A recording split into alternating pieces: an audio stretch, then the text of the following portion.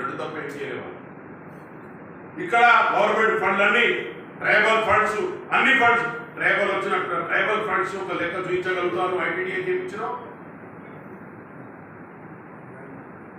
కాబట్టి నేను ఏమంటున్నానంటే పొన్నం ప్రభాకర్ అన్నకు బేషరతుగా ఆయన క్షమాపణ చెప్పవలసిన నీకు అవసరం ఉంది. ఆయనకు బేషరతుగా క్షమాపణ చెప్పాలి. ఆ తల్లికి బేషరతుగా క్షమాపణ చెప్తే అది నువ్వు కరెక్ట్గా అనుకుంటావు. లేకపోతే ఇది నీ మీద ఇది ఆగదు.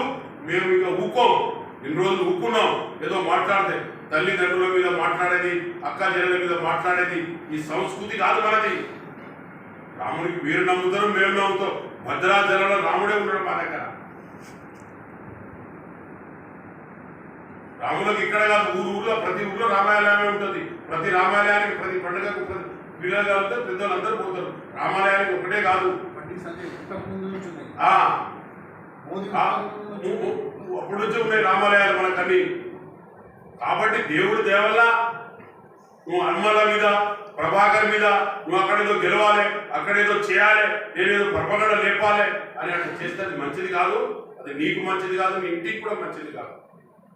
పోయి అమ్మకు ఇమ్మీడియట్లీగా పొన్నం ప్రభాకర్ అన్న అమ్మకు ఇమ్మీడియట్లీగా పోయి క్షమాపణ కోరవలసిన అవసరం నీకు ఉంది అని చెప్పి చెప్పడం జరుగుతుంది. థ్యాంక్ యూ అన్న.